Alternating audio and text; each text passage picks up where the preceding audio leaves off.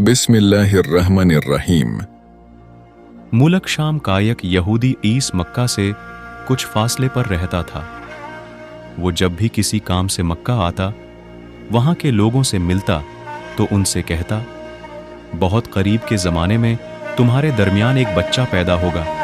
सारा अरब उसके रास्ते पर चलेगा, उसके सामने जलील और पस्त हो जाएगा। वो अजम और उसके शहरों का भी मालिक हो जाएगा। यही उसका ज़माना है। जो उसकी नबूत के ज़माने को पाएगा और उसकी पैरवी करेगा, वो अपने मकसद में कामयाब होगा। जिस खैर और भलाई की वो उम्मीद करता है, वो उसको हासिल होगी। और जो शख्स उसकी नबूत का ज़माना पाएगा मगर उसकी मुखालफत करेगा, वो अपने मकसद और आरजुओं में नाकाम होगा। मक्का मौज़मा में जो भी बच्चा पैदा होता, वो यहूदी इस बच्चे के बारे में तहकीक करता और कहता, अभी वो बच्चा पैदा नहीं हुआ।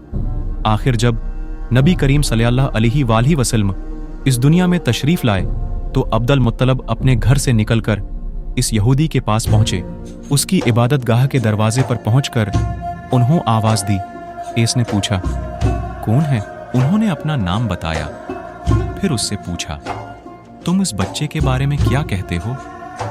उसने उन्हें देखा, फिर बोला, हाँ, तुम ही उसके बाप हो सकते हो। बेशक वो बच्चा पैदा हो गया है जिसके बारे में मैंने तुम लोगों से कहा करता था।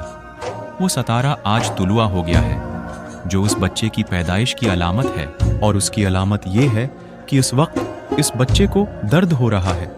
ये तकलीफ उसे 3 दिन रहेगी और उसके बाद ये ठीक हो जाएगा। राहब ने जो ये कहा था कि बच्चा 3 दिन तक तकलीफ में रहेगा, तो उसकी तफसील ये है कि आपने 3 दिन तक दूध नहीं पाया था। और यहूदी ने जो ये कहा था कि हाँ, आप ही उसके बाप हो सकते हैं, उससे ये मुराद है कि अरबों में दादा को भी बाप कह दिया जाता है। और नबी करीम सल्लल्लाहु अलैहि वसल्लम ने एक बार खुद फरमाया था, मैं अब्दुल मुत्तलब का बेटा हूँ। यहूदी ने अब्दुल मुत्तलब से ये भी कहा था, उस बारे में अपनी ज़बान बंद रखें, यानी किसी को कुछ न बताएं, वरना लोग इस बच्चे से ज़बरदस्त हसद करेंगे। इतना हसद करेंगे कि आज तक किसी ने नहीं किया। और उसकी इस कदर सख्त मुखालफत होगी कि दुनिया में किसी और की इतनी मुखालफत नहीं हुई। पूते के मुतालिक ये बातें सुनकर अब्दुल मुत्तलब ने ईस से पूछा, इस बच्चे की उम्र कितनी होगी?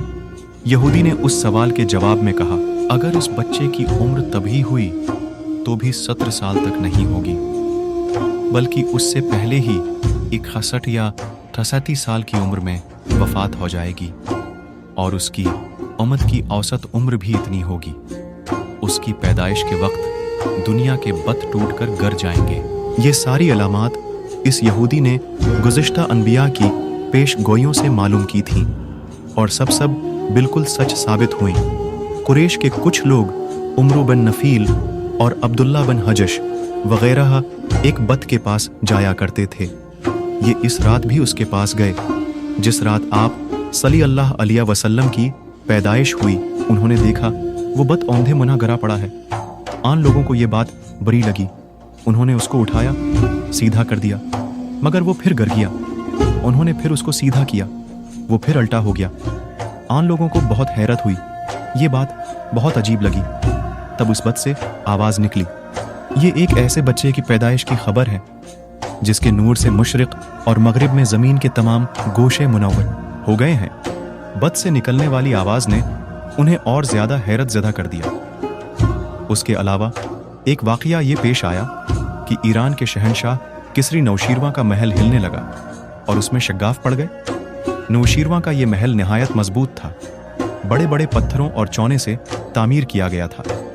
इस वाक़ये से पूरी सल्तनत में दहशत फैल गई। शग्गाफ पड़ने से खौफनाक आवाज़ भी निकली थी।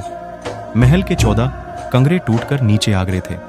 आपकी पैदाइश पर एक वाक़या ये पेश आया कि फारिस के तमाम आतिशकदों की वो आग बुझ गई जिसकी वो लोग पूजा करते थे और उसको बुझने नहीं देते थे।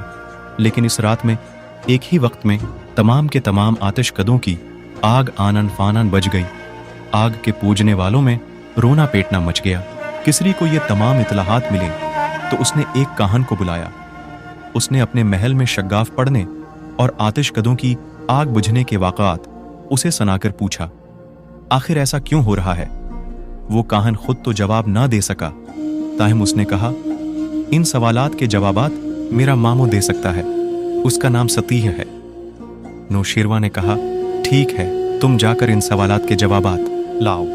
वो गया, सतीह से मिला, उसे ये वाक़यात सुनाए। इसने सुनकर कहा, एक असा वाले नबी ज़ाहिर होंगे जो अरब और शाम पर छा जाएंगे, और जो कुछ होने वाला है होकर रहेगा। उसने ये जवाब किसरी को बताया।